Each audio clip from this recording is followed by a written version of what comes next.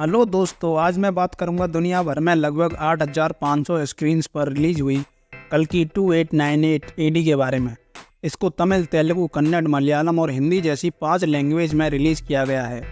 इस फिल्म की advance booking ने 55 करोड़ का बिजनेस रिलीज से पहले ही कर लिया था। इसी वजह से लगभग सभी शहरों में सुबह 5:30 बजे से ऑडियंस की अच्छी खासी भीड़ देखने को मिली। साउथ के जाने माने डायरेक्टर नाग अश्विन की बिग बजट फिल्म में प्रभास, अमिताभ बच्चन, दीपिका पादुकोण और कमल हसन जैसे दिग्गज एक्टर्स हैं। इसमें कोई शक नहीं कि साइंस और पुराणों का ये यूनिक कॉन्सेप्ट ऑडियंस के लिए किसी विजुअल वंडर से कम नहीं है। लेकिन काश यार, कहानी पर भी उतनी ही मेहनत की गई होती जितनी VFX और CGI पे की गई है। ऐसा होता तो अनडाउटली ये सोने पर सुहागा साबित होती। बात करें इसकी कहानी की, तो कहानी भगवान विष्णु के मॉडर्न अवतार के इर्द गिर्द घूमती है, जो संसार को बुराइयों से बचाने के लिए अवतार लेने वाले हैं। स्टोरी महाभारत के युद्ध के बाद से शुरू होती है, जहां भगवान कृष्ण ने द्रोणाचार्य के पुत्र अश्वत्थामा को अमर होने का श्राप दिया था। इस पॉइंट को लेकर कहानी इमेजिनेशन की दुनिया तक पहुंचती है। जैसा कि भगवान विष्णु के 10वें अवतार के बारे में कहा गया है कि वो सफ़ेद घोड़े पर आकर कलयुग का अंत करेंगे। इसके आधार पर कहानी काशी के एक ऐसे शहर में ट्रैवल करती है जहां पर खूंखार कमांडर यानी शाश्वत चटर्जी कॉम्प्लेक्स का मालिक है, जो इस मायावी दुनिया के किंग यानी कमल हसन के लिए काम करता है। कॉम्प्लेक्स मॉडर्न टेक्नोलॉजी और ऐशो आराम की लाइफ का पावर हाउस है, जहां सामला के विद्रोहियों और गरीबों की एंट्री अलाउ नहीं है। कॉम्प्लेक्स का मालिक अपनी पावर्स को बढ़ाने के लिए प्रेग्नेंट औरतों के गर्भ से एक ऐसी चीज़ चाहता है जो उसको और भी ज़्यादा पावरफुल बना सके। मर्द यहाँ पर गुलामी करते हैं। दूसरी तरफ सामला के लोगों को उस माँ का इंतज़ार है जो उस अवतार को पैदा करेगी, जो उनको इस नरक से बाहर निकालेगा। तभी एंट्री होती है सुमति यानी दीपिका पादुकोण की, जो बड़ी मुश्किल से अपने पेट में 5 महीने के अवतार को छिपाकर कॉम्प्लेक्स में रह रही होती है। तभी बाउंटी हंटर भैरवा यानी प्रभास को सुमति के बारे में पता चल जाता है।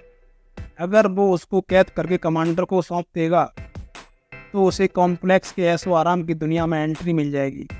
लेकिन तभी सुमति को बचाने अश्वत्थामा यानी अमिताभ बच्चन की एंट्री होती है। डायरेक्टर नाग अश्विन की इस स्टोरी टेलिंग में एक मकड़ जालसा है जो कई लोगों को कंफ्यूज कर सकता है। फिल्म के पहले पार्ट में स्टोरी बिल्डिंग में समय लगता है, लेकिन सेकंड हाफ आते आते फिल्म पेस पकड़ लेती है। नाग अश्विन ने जो दुनिया रची है माइंड ब्लोइंग है। बात करें इसकी वेशभूषा और प्रोडक्शन डिज़ाइन की, तो बॉलीवुड में अब तक का बेस्ट है। फिल्म का VFX किसी भी हॉलीवुड फिल्म से कम नहीं है। लेकिन प्रॉब्लम है इसकी कहानी में। किरदारों की भीड़ पहले भाग में थोड़ा अस्त व्यस्त नज़र आती है।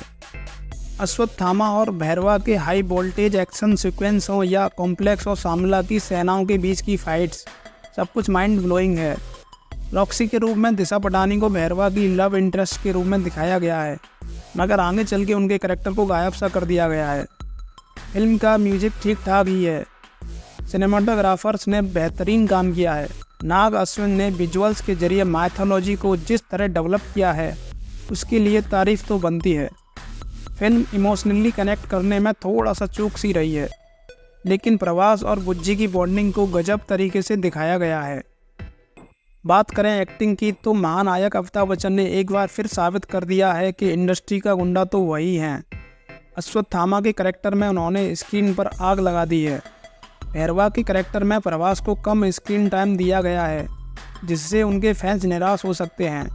शुरू में प्रभास ठीक ठाक कॉमेडी करते हैं, लेकिन जब वो कर्ण के रूप में ट्रांसफॉर्म होते हैं तो स्क्रीन पर छा जाते हैं। दीपिका ने भी अपने रोल को अच्छी तरह से निभाया है।